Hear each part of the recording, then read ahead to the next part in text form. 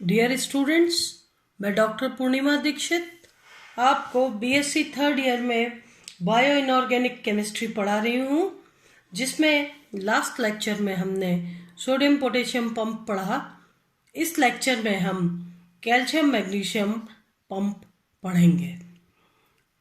जैव तंत्रों में कैल्शियम का भंडारण एवं संवहन पैराथायराइड हार्मोन, विटामिन डी, कैल्सिक्यूस्टरिन, कैल्सिटोरिन एवं ऑस्टोकैल्शियम द्वारा नियंत्रित होता है।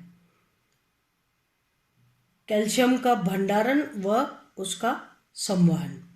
पैराथायराइड हार्मोन, विटामिन डी, कैल्सिक्यूस्टरिन, कैल्सिटोरिन एवं ऑस्टोकैल्शियम के द्वारा नियंत्रित होता है। कैल्शियम सामान्यतः ऊतकों में कणिकाओं के रूप में जमा रहते हैं, जिनका उपयोग आवश्यकता पड़ने पर कर लिया जाता है। कैल्शियम 2+ आयनों का जैव तंत्रों में प्रमुख कार्य निम्न है। आप जानते हैं शरीर के लिए कैल्शियम बहुत ही आवश्यक है। तो कैल्शियम आयनों का जैव तंत्रों में प्रमुख कार्य इस प्रकार से है। कोशिकाओं के बाह्य द्रव में सोडियम प्लस आयन के साथ कैल्शियम 2+ आयन भी विद्यमान रहते हैं। सोडियम पंप की तरह कैल्शियम पंप या कैल्शियम मैग्नीशियम पंप कार्य करता है। तंतुओं के सिरे पर स्थित मोटर पर तंत्रिका या नर्व्स के आवेग इम्पल्सेस से पेशियों में संकुचन होता है। देखिए, जैसे सोडियम आयन साइटोप्लाज्म के बाहर और पोटेशियम आयन उसके अंदर अधिक मात्रा में होते हैं, उसी तरीके से सोडियम आयनों के साथ कैल्शियम आयन भी बाह्य द्रव में विद्यमान होते हैं और मैग्नीशियम आयन जो है वो आंतरिक द्रव में रहते हैं। कैल्शियम मैग्नीशियम की भी सांद्रता को मेंटेन करने के लिए, बनाए रखने के लिए कैल्शियम पंप या कैल्शियम मैग्नीशियम पंप कार्य करता है। तंतुओं के सिरे पर स्थित मोटर पर तंत्रिका या नर्व्स के इम्पल्स से पेशियों में संकुचन होता है, जिसके परिणाम स्वरूप उसके सैक्रोप्लाज्मिक रेटिकुलम या एसआर से कैल्शियम 2+ आयन मुक्त हो जाते हैं। एसआर के मोचन रिलीज से अत्यंत सूक्ष्म समय मिलीसेकेंड्स में कैल्शियम 2+ आयन की सांद्रता 100 गुना तक बढ़ जाती है। संकुचन के बाद जब पेशियां ढीली पड़ती हैं तो एसआर द्वारा कैल्शियम 2+ आयन पुनः अवशोषित कर लिए जाते हैं। जैसे किसी भी चीज़ को संकुचित किया जाता है तो उसमें अवशोषित जो भी कण होते हैं वो बाहर निकल के आ जाते हैं, लेकिन जैसे ही उसे छोड़ा जाता है वापस से वो सभी कण उसके अंदर चले जाते हैं या उसमें अवशोषित हो जाते हैं।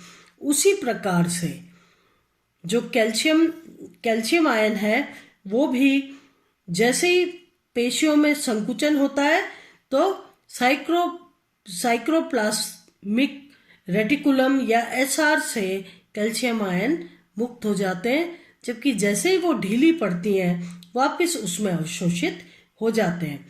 तो जब वो संकुचित होता है एसआर, तो कैल्शियम सारा अधिकतर निकल करके बाहर आ जाता है और सांद्रता 100 गुना तक बढ़ जाती है। जबकि जब ढीली पड़ती हैं ये पेशियां तो एसआर द्वारा कैल्शियम 2+ आयन पुनः अवशोषित कर लिया जाता है। इस प्रकार कैल्शियम 2+ आयनों की सांद्रता संतुलन से तांत्रिक तंत्र एवं दिल की धड़कन सही बनी रहती है। कैल्शियम के कारण दिल की धड़कन सही बनी रहती है। कोशिकाओं के ऊर्जा घर एटीपी में भी कैल्शियम 2+ आयन होते हैं। इसके अतिरिक्त एटीपी से एडीपी परिवर्तन द्वारा ऊर्जा मुक्त होती है, जो विभिन्न जैविक कार्यों में उपयोग में आती है। इस प्रक्रम में काम आने वाले उत्प्रेरक फास्फोहाइड्रोलेसिस, ये एंजाइम है, फास्फोहाइड्रोलेसिस एवं फॉस्फोट्रांसफरेसिस में मैग्नीशियम 2+ आयन होते हैं, जिससे मैग्नीशियम 2+ व कैल्शियम 2+ पंप सुचारू रूप से कार्य करता है। प्रोटीनों के संरूपण व संरचना को स्थायीकृत करने का कार्य भी कैल्शियम ही करता है। विभिन्न ग्रंथियों की पेशियों को दबाकर संकुचित करने और उसमें से विभिन्न हार्मोन्स को स्रावित करने का कार्य भी कैल्शियम द्वारा किया जाता है। कैल्शियम कितना इम्पोर्टेंट है आपको पता लग रहा है। तीसरे नंबर पे शरीर की ठोस हड्डियां कैल्शियम फॉस्फेट से बनी होती हैं, जिसमें कैल्शियम आयनों के रूप में कैल्शियम 2+ विद्यमान होता है। कैल्शियम की कमी से हड्डियां कमजोर हो जाती हैं। चौथी बात, पौधों की कोशिका भित्ति सेल वॉल जो है का प्रमुख अवयव कैल्शियम पिक्टेट होता है। दांतों के एपेटाइट का महत्वपूर्ण हिस्सा बनाने एवं दांतों के एनामल में भी फ्लोरोएपेटाइट जो है के रूप में कैल्शियम आयन का योगदान होता है। रुधिर के थक्का बनने में कैल्शियम 2+ आयन आवश्यक है। तो इस तरीके से आपने पढ़ा सोडियम पंप और ये पढ़ा आपने calcium magnesium pump. Calcium magnesium शरीर के लिए कितने आवश्यक हैं, या किसी भी जैव तंत्रों में कैल्शियम और मैग्नीशियम की व सोडियम और पोटेशियम की एक विशेष भूमिका होती है। अगर कैल्शियम की कमी हो तो हृदय गति को चलाना मुश्किल हो जाए। आपने पढ़ा कि कैसे जब हार्मोन्स स्रावित होते हैं तब भी कैल्शियम का ही एक बड़ा रोल होता है। वो पेशियों को दबाकर संकुचित करने में कैल्शियम का विशेष रोल होता है। इसके अलावा जो शरीर की ठोस हड्डियां कैल्शियम फॉस्फेट से बनी होती हैं, जो शरीर है इसको जो ढांचा प्रदान करते हैं वो हड्डी, पूरा जो वर्टिब्रल कॉलम है से लेकर नीचे पांव से लेके सिर तक जो सब कुछ अपनी जगह पर है, वो मात्र इस हड्डियों के ढांचे के कारण है, जो पूरे शरीर को एक सीधी अवस्था में बनाए रखता है। और उन हड्डियों का जो खास पार्ट है वो कैल्शियम फॉस्फेट है। अगर हड्डियां कमजोर हो जाती है कैल्शियम की अनुपस्थिति में या कैल्शियम के कमी से, पौधों की कोशिका भित्ति का प्रमुख अवयव कैल्शियम पिक्टेट होता है।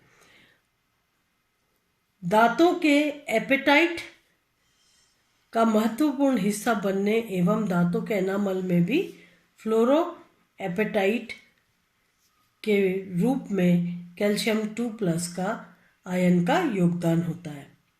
और ख़ास बात है कि अगर कैल्शियम ब्लड क्लॉटिंग या रक्त का रुधिर का थक्का बनाने में अगर सहायक ना हो, तो अगर थक्का नहीं बने तो ब्लड बहता ही चला जाए और इस तरीके से शरीर में खून की कमी हो जाए या व्यक्ति की जान भी जा सकती है।